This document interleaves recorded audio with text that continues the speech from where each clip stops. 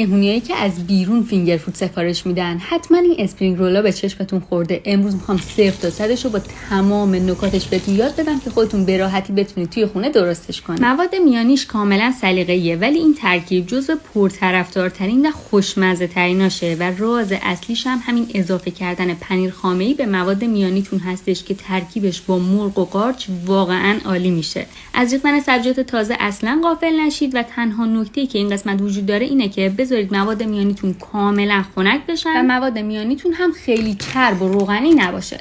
سعی کنید از خمیرروفایی استفاده کنید که فریز شده نباشه. بعد موادتون رو دقیقاً مطابق فیلم بذارید قسمت پایینی خمیر، دو طرفش رو جمع کنید و خیلی محکم بپیچونیدش. برای فیکس کردنش هم از ترکیب آب و آرد استفاده کنید و نکات تکمیلی این قسمت رو کامل توی کپشن براتون می‌نویسم. نکته مهمی که برای سرخ کردن اسپرینگ رولا وجود داره اینه که شما باید در ابتدا اونها رو داخل روغن سرد قرار بدید. بعد از اینکه حرارت گاز رو روشن کردید اونها رو به طور مداوم بچرخونید. اینطوری باعث میشه که خمیرای یوفکاتون حباب نزنه. برای اینکه نونش بعد از سرخ شدن نرم نشه، بلافاصله اونها رو روی توری خنک کننده قرار بدید. از تردی و خوشمزگی این اسپرینگ رولای مرغ و قارچ هر چقدر بگم کم گفتم.